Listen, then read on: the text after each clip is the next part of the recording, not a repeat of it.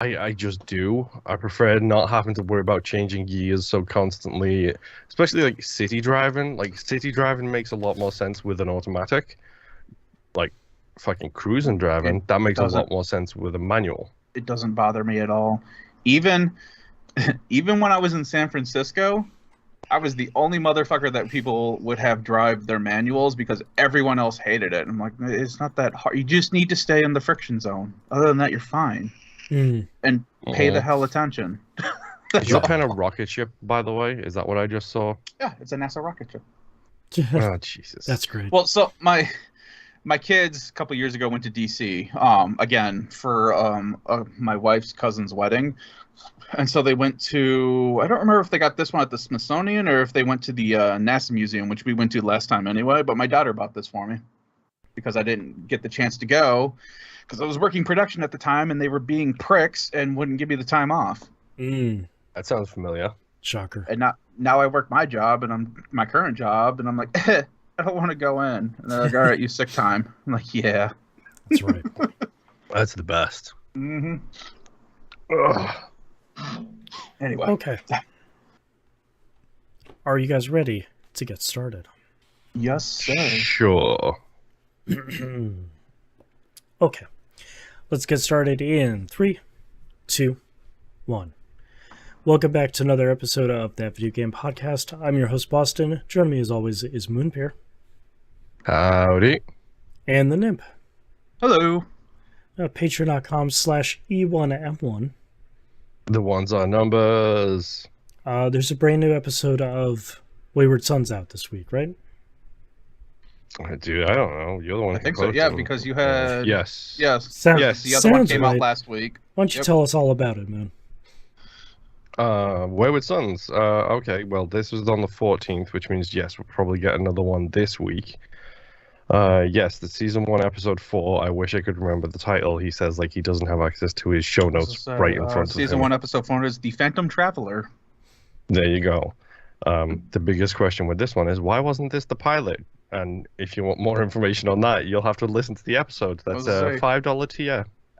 We'll get you early access to We Rogue Like It, Critical Misses. It'll get you access to the exclusive content of the production meeting that me and Boston do for Critical Misses, and World also Wayward exclusive. Sons. There we go. That's the only voice I can do today. Yes. Yeah. But yeah, patreon.com/E1M1. The ones are numbers. Thank you. Appreciate it. Um, Moon, why don't you tell us about what you've been playing this past week? And I'm going to be quiet for probably most of the episode because I'm sick. That's fine. We all know that. Bye. Oh yeah, you also get access to the Outcasts with Oh, that's right. patreon.com/E1M1. Yes. Energy drinks, until we terrible find- foods. Yeah, until we find something else weird. Right now it's Sure. energy drinks still. Okay, let's see. I have been playing. Honestly, I had a bad week. Everybody seems like they had a bad week this week. So I only really played 2 games. I played Marvel Snap a lot. I'm torn because I really want to go for Infinite at one point. Just once, I want to get to Infinite. So for those of you who don't know, that's rank 100 in the competitive PvP space. But it also seems like that's an incredible try-hard space too. Like that's a space where a lot of people will be hitting the top tier of decks. It's like the highest I've ever gotten, I think, is 60. And it's like I don't have the decks necessary. I'm missing one card from like. I was gonna ask, is there an actual like min-max thing? I mean, I know you guys and everyone does like, oh, I've got like a speed deck and but I mean, like, is it to the point that you have to min-max to a specific type to be able to be competitive in that? Yes, the meta is very real in this game, but the one good thing is this isn't like, from what I hear, at some point in Hearthstone, the meta was like, if you don't play this deck, you ain't going anywhere in Hearthstone, whereas in this, it's very much a case of maybe 4 or 5 decks are the current meta at any given time. So it's not a case of you have to play one deck. It's more a case of there's like 4 4 or 5 decks that can potentially get you there, depending on what you run into. Okay. So, like, I bumped myself from 20 all the way to 50 with my MODOK discard deck that I was talking about last week, where it's like a last turn drop of like 20, like anywhere between 20 to 30 energy or power on the table. And then all of a sudden I hit like 46, 47 and started bumping into a hell of a lot of leeches, who has come back into the meta again. Leech is the card that on turn 5 gets rid of all of your card's abilities in your hand. Fun. So then it became a case of, well, I guess I'm going to run into issues with this. So I kept on getting leeched. Then I switched out my deck to a different deck. Didn't run into leech anymore. Shock of shocks. Who would have thought? And now I'm currently experimenting with... Because I was getting bombarded and defeated a lot by the She-Hulk Red Skull Taskmaster combo. I find it funny that both in real life and in video games, Taskmaster is giving me too much stuff to do, is what I'm learning from this. Hey. So I was like, well, I wonder if I've got the cards to do a Taskmaster deck, which I do. Apparently, I have all the cards necessary. So I'm playing around with that and what Bill Sifford from the community calls his Big Panther deck, which is a great name for it. So I think I'm at 49 at the moment. I'm just touching, like, to use the title that the game gives you. I'm a few cubes away from rank, and I'm just trying to figure out, like, I'm playing around, seeing which deck works best for me, and hoping to get maybe, I mean, if I can get to 60, 70, that will be a step forwards for me, because it's like, okay, I feel like I'm at that point where I can get into it. I'm missing... Apparently, Darkhawk is a big meta deck at the moment, but I don't have Darkhawk or Mr. Mold, who is one of the Darkhawk like deck requirements. He's the new card that gives your opponent 2 Sentinels. Fun fact about Sentinels: when you put a Sentinel down, it gives you another Sentinel in your hand. Mm-hmm. So you literally can't get rid of them. Oh wow! So they just keep spawning more Sentinels in your hand, which makes it harder for you to play what you want to play. Interesting. So I'm hoping I get Darkhawk at some point, but Mackie pointed out apparently there's a steampunk event coming, so I like steampunk a lot. Like, steampunk is a really cool, like, style. I do have a Hulkbuster that's steampunk that's cool as hell variant, so I will probably be saving up my collector's caches for that, which means that'll be by the end of the season. So probably not going to be able to, like, get any new cards from them for now, but we'll see. But other than Marvel Snap, like, literally the only other thing I've been playing is Monster Hunter Rise. Like, yeah, it makes me remember that I have a very serious problem with this kind of game. That you're too stubborn to give up. It's not that I'm too stubborn to give up. It's like, I don't know why JRPGs never clicked for me the way they click for some other people. I like a couple of them here and there. Final Fantasy VIII is still the best. I won't hear no. Don't at me. I don't care. It's the Eternal Sonata kind of clicked with me a little bit. I think it depends, because a lot of them tend to follow the same tropes, which get kind of annoying. And I can a little bit, yeah, fully understand why a lot of people don't like it. Moon, I think you just love the JRPGs that people hate. If everybody Final Fantasy VIII Eternal Sonata. Did people hate Eternal Sonata? Oh yeah, 100%. I won't say I loved that game, but I enjoyed that game. Yeah. That definitely smacks you real hard at the very beginning, though, where it's like, hey, you need to get through this area, and you only have what healing items you have in your inventory, and that's it for a while. Mm-hmm. But, like, I don't know what it is. Like, MMOs are kind of similar to this. They are very JRPG-esque, but I always kind of lean towards the action ones. But it's like, this is a JRPG. Like, Monster Hunter Rise is a JRPG. Everyone needs to just embrace that fact. The only difference is it's not turn-based battles. It's very much action-based battles. Like, that's the whole thing with it. And there's not really a level system technically. It's more based off of equipment than a level system. Yeah, you got your Hunter rank, which I'm Hunter rank 7 now. Yep. So I'm currently grinding out high rank monsters so I can get my armor sets, so I can use them armor sets against higher rank monsters to then grind them out to get higher rank armor sets to then take out higher rank monsters. Oh yeah. And we found the grind that you like, which most JRPGs don't have. Generally, you're not grinding for equipment, you're grinding for levels. Levels, exactly. But that's essentially what I'm doing, is I'm doing it for levels. But in this case, level is just the level of my equipment, the abilities of my equipment. It's like the sphere grid in Final Fantasy X. Like, yeah. You know, it's weird. Like, I'm genuinely... It gets to this point with me where it's like, yeah, cool, okay, I know I need this type of armor, so I needed fire defense recently, so I can't say the monsters' names correctly. I have fun nicknames for them, which I use myself, and then Rob makes fun of me for. Spoken like a person who's played JRPGs. So I just bought this thing that has 9 syllables back to back, and yeah. Boston's playing a video right now, and that monster is a really cool, like, firebird monster. It's kind of sick looking.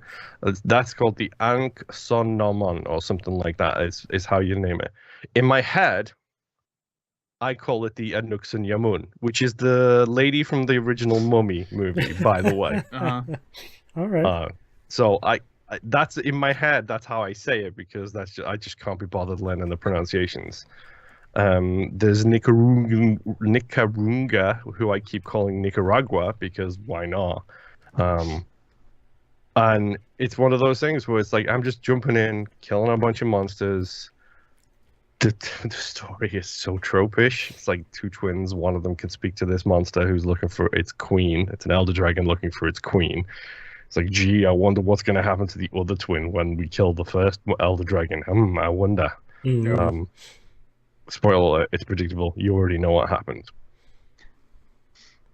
But, like, I'm going in, it's like, I want this cool sword that looks like a cat. Like, it looks like one of those, like you know, the lucky cats that have, like, you put coins on them and they do the hand wavy thing? Yeah. It looks like an evil version of one of them made of iron is this sword. So... It's like, okay, cool, I want that sword. Like, let me get that sword. That would be cool. And I'm just enjoying the jump in. And I'm not saying it's going to be this way for everybody who plays this game. The relatively easy nature of playing it now for me, because I understand the mechanics. I'm starting to work on loadouts. I know what's helping me. I know what's hurting me. I understand it's very much a case of, especially with the Switch axe, it's a slow, methodical game where I take my time, I roll out the way, I do a couple of big swings, and then I move back in. So I've like enjoyed doing that whole aspect of it and having fun, slowly increasing the rarity of all my items, and then I'll just send Rob a message and be like, hey, you know, do you want to help me with these monsters? Because Monster Hunter is fun by yourself. It's so much more fun with friends because you can just mess around while you're doing it. I was doing a mission with Rob and I fainted, and he was giving me crap about the fact that I fainted, and then he promptly fainted shortly after in the mission, and that was hilarious because he's rank 79 and I'm rank 7, and he fainted too. Yeah. So that should tell you everything you need to know. But it's been fun and stupid, and the things you could do in this game are unreal. Like, there's the whole riding the monsters thing now, which is if a monster gets hit or stunned and lies on the floor, you have the opportunity to ride on it. And then if it's the one you're hunting, you can like run them into a wall, and then it does a big number of damage, and then run them into a different wall before you have to get off it. If you happen to see a different monster at the same time, you can run them into the other monster, stun the other monster, therefore letting you jump off the one you're hunting onto that new monster, and then do a whole bunch of damage with that new monster to the one you're actually hunting. So it's this really cool tactical backwards and forwards, And then we were hunting the Nicaragua monster last night, and I couldn't help but giggle to myself because he ran away from us. We had to kill him because we needed a specific item for the weapon, and you're more likely to get it because it's a percentage-based drop based on whether you kill them and carve them or whether you trap them. And his thing was, Rob said to me, like, you're more likely to get this item if you kill him, so let's just kill him. So he ran away from us, limping away, making us feel like horrific, like settlers and colonists hunting down the local wildlife. And so we're chasing him, and Rob gets a head start on me, so he's already halfway there. And I just start giggling to myself, and I was like, "Hey, Rob, do me a favor, don't attack him yet. Don't touch him. Don't touch him." And it's like, are you gonna do what I think you're gonna do? Because I followed his path, and I was like, "Yep, yes, I am." Which is, there's a stink mink, which is an endemic life form that you can pick up, and if you basically you put it in a cage, and you can only use it while you're on that mission with that thing in the cage. Yeah. The stink mink allows you to have a monster follow you.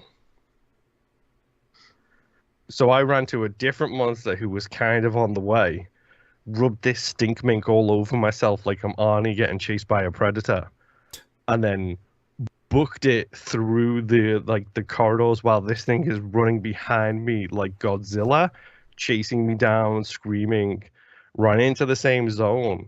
And then as I got to the same zone, this monster starts attacking the one we're trying to kill. And then the third monster on the map shows up too, so it's like a three-way brawl going on with Rob riding on top of one of them. Like bits and pieces of monsters are flying all over the place.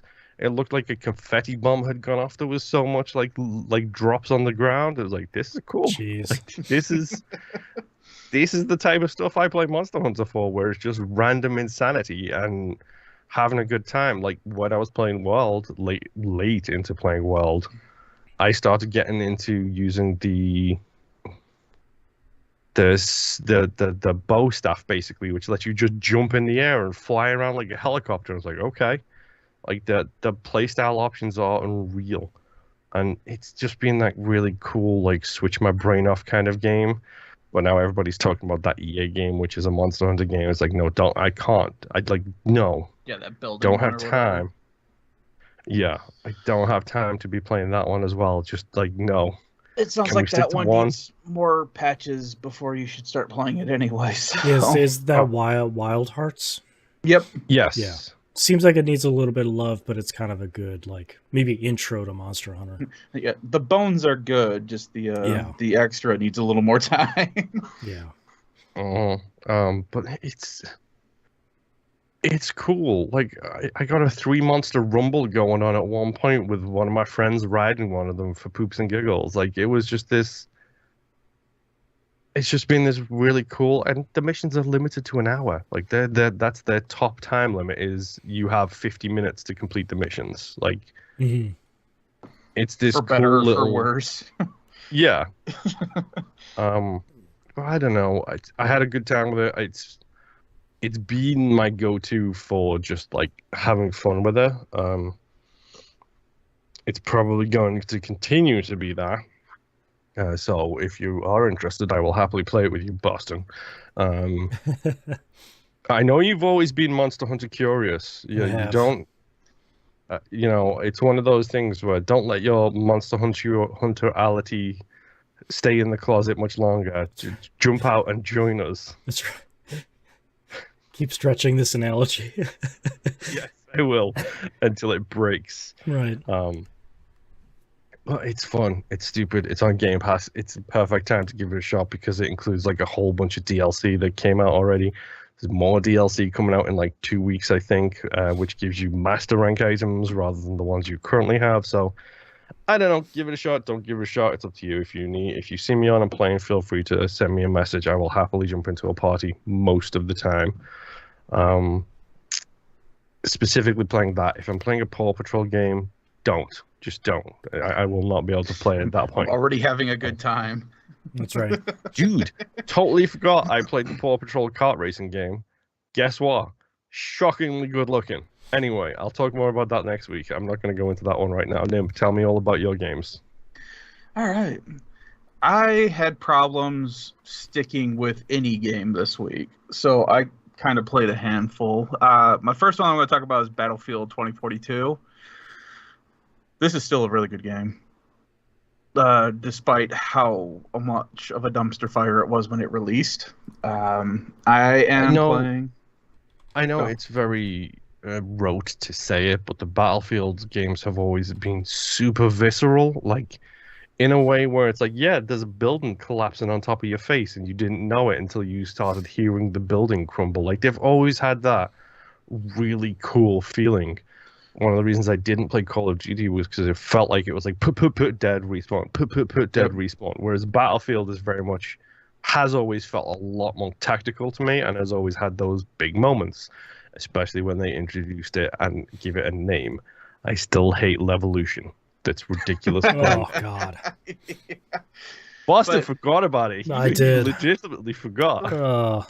The last map that I had played on, there were some of the smaller buildings that could be completely decimated, which I was luckily not inside one of them when a tank decided to just drive through one and kill everybody inside. So, but I am still running around as the medic because there is not a single person that I've come across in any matches that seems to play medic at all. And it is really infuriating when you die and you see, like, they're playing as the class, because you can call for help for a revive and it shows you, hey, there's like 3 people and they're within like 20 meters of you. Yeah, and they never come and revive you. They just all, you just see the number get bigger and bigger and bigger as they run away from you. It's like, you suck so bad right now. So PTFO. Please, everybody who plays first-person shooter games, no matter what it is, be that Destiny or Battlefield or Call of Duty, please play the objective. That's all you gotta do. Yeah. Who cares about your kill counts and your kill streaks? Exactly. With Battlefield specifically, that is how you earn your points. It doesn't matter how many people you've killed. You get so many more points by playing as your class and getting the objective. Or even playing around the objective. You don't even have to get the objective. You just have to be around it to get more points. But so the last big match, there's actually 2 of them that I want to talk about. The last big match that I played, we were, I don't even know what it was. We were like somewhere, some possible Middle Eastern thing. It was kind of mountainous, sandy. I don't remember the location. But there was a canal across from one of the objectives. I'm on one side with a bunch of ISO containers and one objective. We're trying to get to the other side of the canal with that objective. And it's just not happening. There's just so many enemy forces. So all I do is I hunker down as the medic. I'm in between these 2 ISO containers. It's great coverage. I drop an ammo crate. I pull out my little health pistol dart thing and start shooting my own teammates with it, so that way they all start regenerating health and all that. And then when somebody goes down, I run out there, revive them, run back. I scored so many points on that map. And then I've got my DM7, which is a marksman rifle, single shot. I've got an ACOG on that thing. I absolutely love it. I can shoot people from almost across the map with it. And that's what I need, because I don't want to be in the middle of the action, because as the medic, I'm supposed to be bringing up the rear to help clean up everyone else who's already dying. So, so that was a lot of fun. That was the map that somebody had. Oh, I didn't even know there was a grapple hook. Sorry, the video Boston had someone just grapple hook to a tank. And I'm like, I didn't even know that was a thing. So this is actually the map right here that's playing in the video. So anyway, they take over.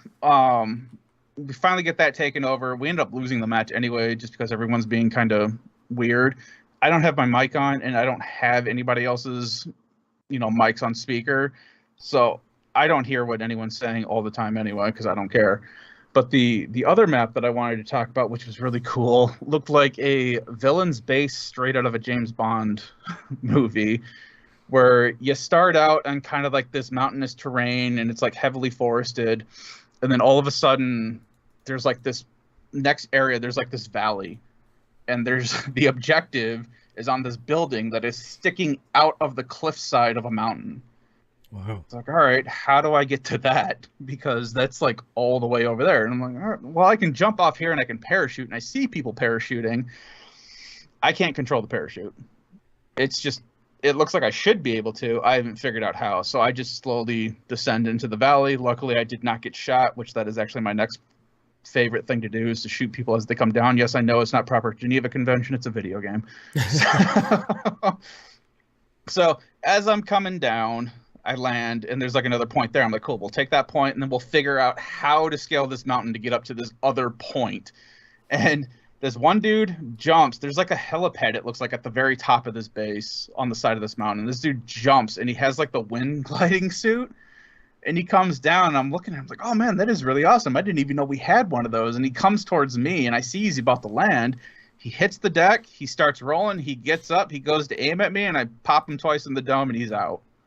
And I'm like, he's not going to be happy. But that just made me really happy, because that looked really cool. Because between this game and the other game I'm going to talk about, I apparently have really bad luck with just getting shot in the back all the time, no matter what I do. Oh, that's a Battlefield special, to be honest. That's another, for Battlefront as well. That's another issue, because my son watched me play both of them, and for like the longest time he was even like, man, you've got bad luck or something going on. So after we took out the point on the ground level, I had seen that there were two like tethers that you can basically, like zip lines that you can just ride up to get to this area. And it was just a full-on gunfight as soon as you get up onto that landing pad, and it was great. And there's another section where it looked like they bombed the mountain, and it like did a landslide, because where tunnels should be connecting, there's just open air, but then you see the other tunnel on the other side, so you're trying to take over that and get into that position. I was just sitting there dumping ammo crates, healing people, reviving people, and by the end of that match, I was in the #1 squad, which is the first time that's happened. So that was pretty sweet. Yeah. A nice little picture of it and everything. So it's a lot of fun. I really like it. I haven't played all the maps yet. I don't even know how many there are, because I mostly just play Conquest. That's all I'm looking for, that mag high. That's all I want. I want 126 versus 126, and all I'm getting is 60 versus 60, which it's getting there, but it's just not hitting it right. But someday. Yeah. One day. But the next game, like I said, Star Wars Battlefront 2. My daughter earlier this week asked me if she could play that. And I was like, you know what? Yeah. Sure. It's not Battlefield. There's not. It is. Let's get this out the way right now. Well, it is. It's a skin of Battlefield. It is a skin of Battlefield. However, there's not blood. There's not stabbing. It's just you shoot your little colored laser beam at somebody, pew, pew. And then they just go away. Yeah. So I'm like, all right, cool. I will let you play this, okay? Give it a shot. It sounds like the best tactic for dealing with kids. You shoot a colored laser beam at people and they go away. I'm not saying that this was my best parenting moment, but it is by far not the worst either. So she starts playing a little bit, and, I'm walking, talking to her as she's playing, letting her know, it's like, hey, don't worry about dying. You're going to get shot. It's going to happen. Don't worry about it. Just keep going. And they end up on a ship mission, and I'm telling her, it's like, you see all those bolts coming out of the hallway. It's just like I talked about last time, where it's like, you just see all the lights coming out of a hallway. And it's like, just shoot towards the entrance and just slowly walk so that you can, change the angle, but just keep shooting down. Let Star Wars gods sort them out. Don't worry about it. Yeah, exactly. And she's like, well, how do I know that I'm hitting somebody? And it's like, it'll figure it out. Don't worry. There's so many of them down there. You're eventually going to hit somebody. Don't worry about it. Yeah. And sure enough, she's playing like the heavy class, which is the one that I always play. So she's just like holding on the trigger and slowly, what they call cutting the pie on that entrance. And you just see like that little contact X just like blink, blink, blink, blink, blink, blink, blink, blink, and she's just like racking up points. And then I'm like, all right, you're going to have to reload soon. You're going to want to walk away from the entrance so that way you're not taking on all this gunfire that's happening. I was like, but before you do that, throw a grenade down there just to see what happens. She's like, okay. And she tosses a grenade. Boom, 5 players killed. I was like, jeez, okay. So she had fun with it. And then my son and her were playing some of the arcade like co-op stuff together. And at first they were doing First, they were doing they were playing against each other, but they had like the NPC or like the computer AI play the rest of the team. She didn't like that at all because he was purposefully hunting her down all the time. So I'm like, all right, you guys need to be on the same team for a little bit, which my son had no wants for. But I'm like, look, man, it's the same game. You just need to stop following her. Yeah, just be cool, play. Man. Yeah. So he gets over it, and he's like, all right, fine, whatever. And because he likes to terrorize his sister. But so they're playing, and they're having fun. And then I get back into it, playing by myself. This was the other one where it's like, it never seems to matter how many times I check my corners. Every time I turn my back on a corner that I just checked, I hear a lightsaber and I'm dead. Every time. But playing as the heavy, though, I've got my main machine gun that I'm just shooting down alleyways or whatever. I'm just finding like my long corridors so that I can just keep shooting people out. I'm just providing support. Like I'm trying to hit somebody, but the point is to keep their heads down so that my team can get up to them and actually take them out while I'm providing support. The heavies also get like a sentry gun where it's just a Gatling gun that's their ultimate. And you just let that thing spool up for a little bit, and you are just constantly shooting down like bolts of death into a hallway or a mountaintop or whatever. And it is fantastic. And it's even better that everyone keeps throwing smoke grenades. And it's like, oh, you can't see us, you can't shoot us. It's like, no, man, because my regular machine gun has like, I think it's like 50, 100 ammo in it. So that just keeps getting shot into the smoke until I hit something. And then when that needs to reload, I switch over to Sentry, which is like a 30-second ammo dump of me just blowing down the hallway. It's like, oh, I'm looking for those contact hits. And then I just home in on it and you're all dead. So, yeah, it's like I don't need to see you to kill you. Right.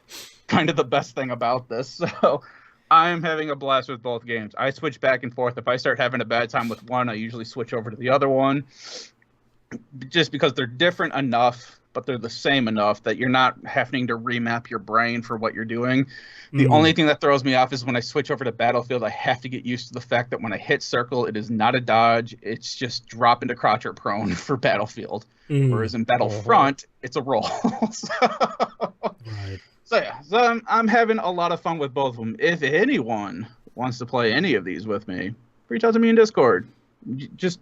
You want to do a match or two? I'm down for it. It's just dumb, stupid fun that I'm having right now. So my last game, which has kind of been my palate cleanser, is Trails to Azure came out this week. So I started that. I do not have a whole lot of time. There's a prelude that I just completed, and I am just starting out chapter 1. So I won't have a whole lot to talk about. The only thing that I really have to talk about is that this takes place, I don't remember if they say specifically, but it's at least a couple of months after the end of 0. So it's not a big difference. The SSS, God, I forget what that even stands for right now. Security Sector something. A division of the police department that you were playing as in the last game. Everyone just kind of disbanded briefly, so that way they can work on different things to help, like, increase the output of what you were doing with that team. So, like, one of them went in to go help with, like, the politics to help, boost funding for, the department that you're in. Another one's, like, out training new recruits who got all messed up from the last big fight in the last game. So it's like different groups of people within our team were doing different things. So there's 2 of them that I'm missing right now. It's T.O. and Randy. They're off doing something right now, so they give you 2 other characters to fill in for those, and then eventually you'll have 6 altogether, which is kind of low for a Trails game, but whatever. The only big thing that they have added to this is that this introduces the Master Court system, which is what is in the Cold Steel series. The idea is from before this point, you only had the regular court system where you had like the materia system from 7, where you have a quartz that's like a wind or an earth attribute, and it does something, increases your your magic points, it increases your defense, whatever you slot it, it gives you access to like earth magic. You have to have a certain amount of those numbers within a certain line to unlock, higher levels of that type of magic and stuff like that. And then you start getting into the ultimate magics and all of that fun crap. What the Master Quartz does is these actually level up with you as you fight. And you only get one. So it's slotted in the middle of they call them enigmas, your little quartz holder thing that turns into a cell phone also, because they started getting into that as well. So these level up and they grant you access to certain abilities, and they also buff up certain attributes. And as those level up, they give you more abilities. They buff up certain attributes more until you max them out, and then they give you basically ultimate ability kind of to get. So it takes a while. Like I said, this was the first game that had them, and then it's fully introduced into Cold Steel, where they kind of change it and do a little bit more with it there. But I mean, it's more cross-spell action, which is what I'm looking for. And this is supposed to wrap it up, and this will tie it into Cold Steel once I get to the end of it eventually. But right now, I'm just having fun. I got to bring in my clear save from 0, so it automatically boosted my characters, it reminded me that I attempted to beat the game below level 50, and the game said, nope, you will be 51 at the end of the game after you beat the final boss. Oh, right. So all of my characters started at level 51 for this game when I loaded my clear save, which is fun because now I'm OP a little bit, but just ripped off that Band-Aid a little too soon for me right now. Right. So, but yeah, that's all I've been playing. I haven't had a chance to get too much into that. Hopefully I will this week. So hopefully I'll have more to talk about next week. But that's it. Just very briefly for me, we went in on Destiny 2 and did the new raid, Root of Nightmares, which everybody is abbreviating to Ron. We have decided not to do that. We're abbreviating it to Tron because we do fight for the users. And it so far is good. We've made it halfway through the second encounter. First encounter went really well, and we kind of struggled with the second encounter, but I think we kind of have it done now. But we only raid for maybe 2 hours a week or so, we don't have an incredible amount of time to go in and do that every week. But so far it seems really great. It seems like a lot of fun, cool mechanics, kind of very, very cool looking, very different looking from a lot of other stuff in Destiny. So everything seems great, but I haven't had any time. Well, I've had plenty of time, but no energy to play anything this week. So that's the only thing. Did you see any of the ceremony stuff because of Lance Reddick? Yeah, unfortunate. Trying to figure out how to talk about Lance Reddick's unfortunate passing this week. Did not realize that dude was 60. I hope I looked I didn't either. I hope I looked that good at 60. Seriously. But yeah, as soon as it was announced, pretty much every time you go into the tower, which is the sort of central hub space for Destiny, where Lance Reddick's character is, there's people just surrounding him the entire time, doing cool emotes and saying goodbye in text chat and stuff like that. So it's been really nice. I know his wife called out the Destiny community specifically for hey, we have seen your huge outpouring of support. So that's been pretty nice for passing that happened way too soon. It's really sad, and I also didn't know that guy was still hands-on with so many projects. Yeah. That dude was working. He was literally in the low-tech, high-tech game, Sony, PlayStation, Forbidden Horizon. Valley. Yep. Yeah, that's the one. The two Horizon. He's a huge character in them. Yeah. Yeah. Yeah. Mm-hmm. He actually. And I will forever love him as Agent Broyles from Fringe. Yes. He played Destiny a ton too. He has more triumph score than I do. He played that game a ton. He was wild about it. So yeah, that's a real bummer. He was also a traitor though because he didn't play a Titan, if I remember correctly. No, he's played a Warlock, which is really great. Yeah.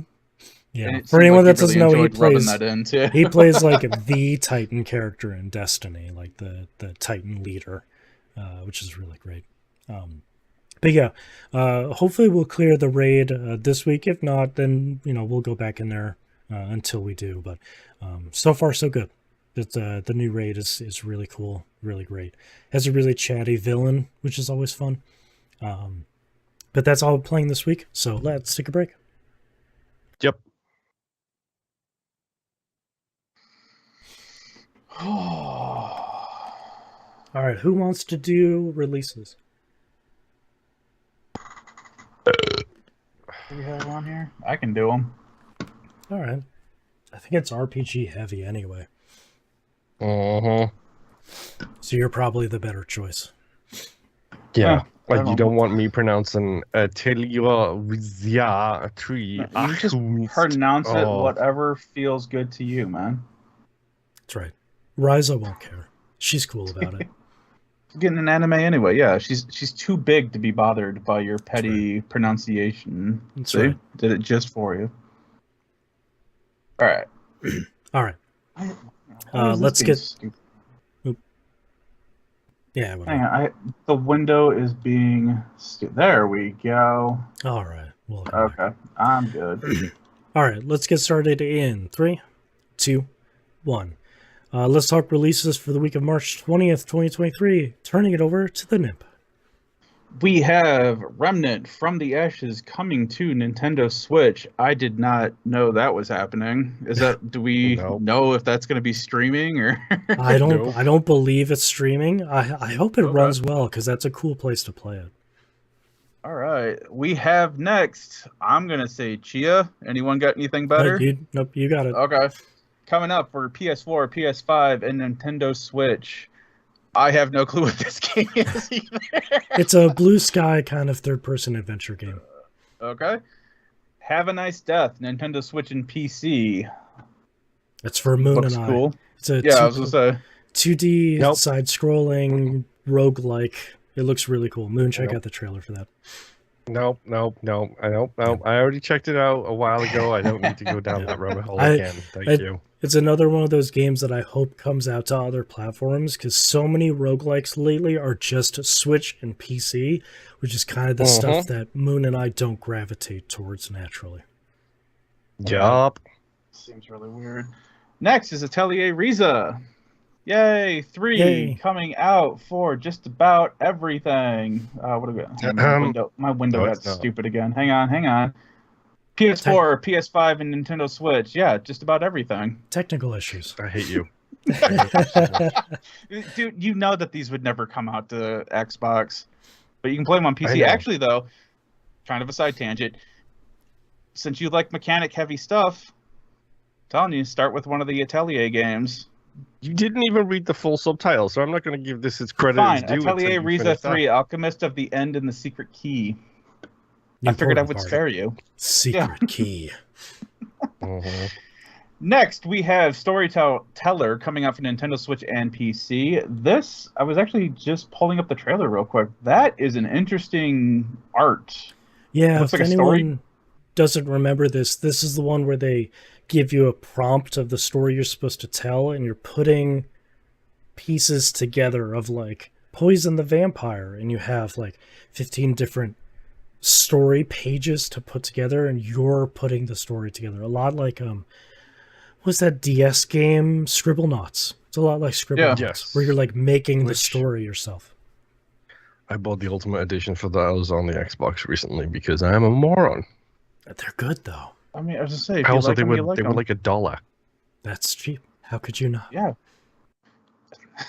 And our last game is Resident Evil 4 coming out for PlayStation 4, PlayStation 5, Xbox One, Xbox Series S and X, and PC. Man, what has been released more? Resident Evil or Resident Evil 4 specifically, or Skyrim? I was actually just thinking about that earlier. I think it's Skyrim still. I think 4 is like right there. Yeah, I was gonna say I think it's pretty much caught up at this point, but the Alexa version pushes it over the edge. That's right. But this one though, however, instead of it just being a re-release, it's just like the Dead Space one where they've upgraded it, but they've also changed a couple different things here. Not completely, but it sounds like there's a couple different puzzles, a couple different setups for like how the villages and a couple different boss fights. So yeah, it's a full remake, which is nice. It looks super pretty. Yeah, that's one day I will replay. I got to finish playing 8. So there you go. All right, I got too much stuff to play as it is. Yeah. That's it. We don't have any news stories. Yeah, we don't have any news news stories Boston, this week. Don't you worry. You just rest your little throat there. I'm trying to get us done. No news stories, no questions. So That's if right. Moon would like to wrap this up so Boston doesn't have to talk. There you go. Sure thing. We'll catch you next week. Catch us over at patreon.com/E1M1 Ones or numbers. for all your latest exclusives and reveals and everything else that happens over there that's, quite frankly, insane, if I'm completely honest. Cursed You're losing money by not giving us your money. That's right. Yes.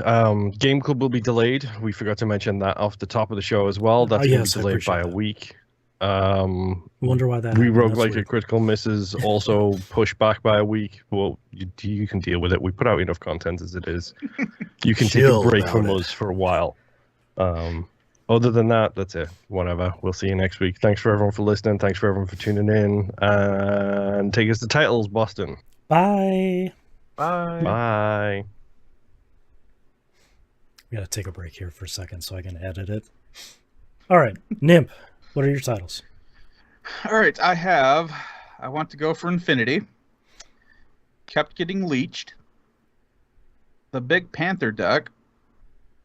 Monster Hunter Curious. I forgot I wrote that until I was reading it. And We Call It Tron.